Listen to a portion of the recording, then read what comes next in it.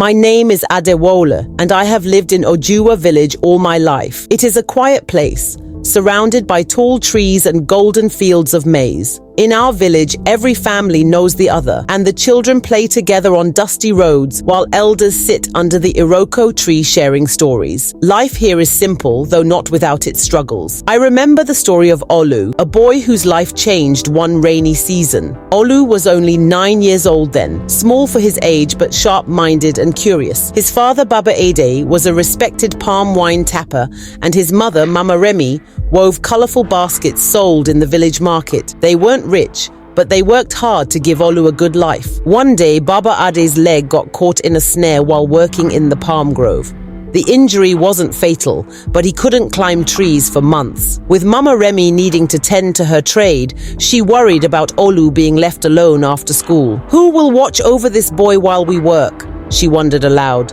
Then one evening, a man named Alao came to their compound. Alao had recently moved to the village, renting a small house by the river. He wasn't a farmer or trader like the rest of us. Instead, he made his living crafting charms and selling herbs. Some villagers whispered that he had traveled far and wide, even learning from the medicine men of the north. Alao was soft-spoken and always wore a loose buba and sokoto with a cap tilted slightly to the side.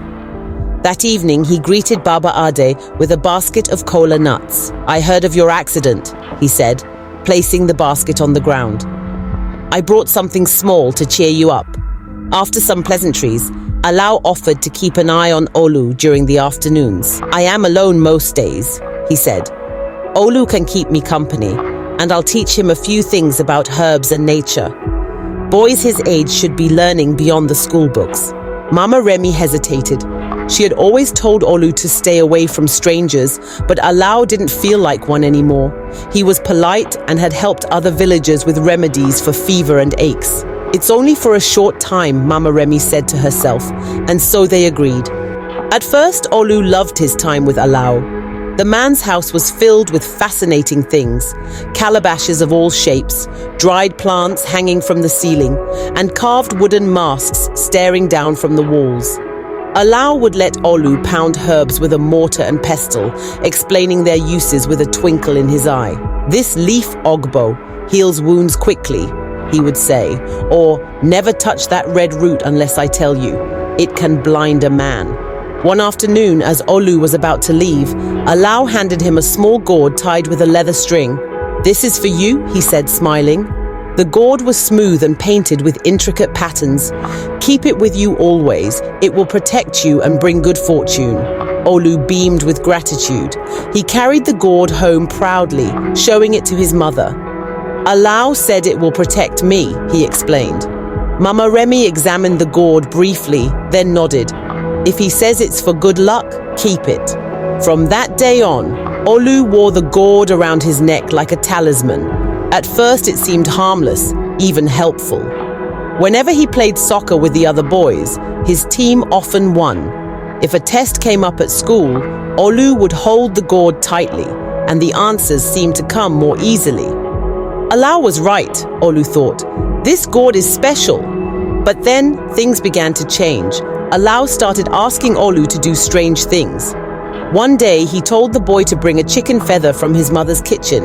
"It's for a special charm I'm making," he said. Another time he asked Olu to recite a strange chant while holding the gourd. Olu didn't understand the words, but Alao assured him it was just a game. Soon Olu noticed that the gourd began to feel heavier around his neck.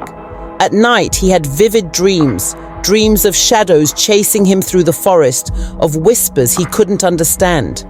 He started waking up in cold sweats, clutching the gourd tightly. One afternoon, while sitting in Alao's hut, Olu finally asked, "What is this gourd really?"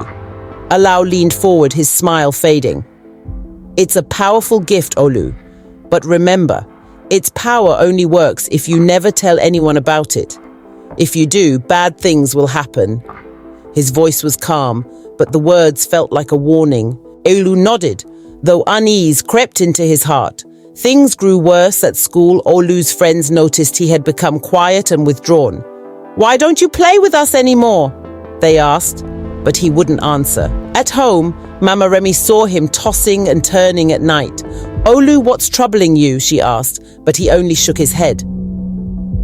The breaking point came during a village festival. While the drummers played and the women danced, Olu sat alone, clutching his gourd. His teacher, Madam Ireti, noticed his unusual behavior. She walked over and sat beside him. "Olu, why aren't you with the other children?" she asked gently. Olu hesitated, glancing around to make sure no one was listening. Then, in a trembling voice, he told her about the gourd, the strange dreams, and Alau's requests. Madam Ireti's face darkened. "Olu, you've been carrying a burden no child should bear. We need to tell your parents." That evening, Madam Ireti accompanied Olu home and explained everything to Baba Ade and Mama Remy. Anger and worry flashed across their faces. "How could we have trusted that man?" Mama Remy cried. Baba Ade, still limping from his injury, clenched his fists. "This ends tonight." The family, joined by a few neighbors, marched to Alau's house. When they arrived, they found the man sitting calmly on his veranda, as though expecting them. Baba Ade demanded answers, but Alau only smiled. "The boy is special," he said. "I was preparing him for greatness." "Greatness!" Mama Remy shouted. "You filled his head with fear and cursed his nights with nightmares." Alau's expression darkened. "You don't understand the power of the gourd. It binds him to a destiny greater than this village." But the villagers didn't care for his words. They seized Alau and took him to the village chief, who summoned the council. After much deliberation, it was decided that Alau would be banished from Ojua. "We do not allow harm to come to our children," the chief declared. As for the gourd, the village priest performed a cleansing ritual, breaking it and burning the pieces in a sacred fire. Olu watched as the smoke rose into the night sky, feeling a weight lift from his shoulders. In time, Olu returned to his cheerful self. His dreams became peaceful again, and he began playing soccer with his friends, no longer burdened by fear. His parents, now more attentive, never left him alone again. To this day, when villagers tell the story of Olu and the gourd, they remind their children, "Be careful of the gifts you accept, for not all that glitters is gold."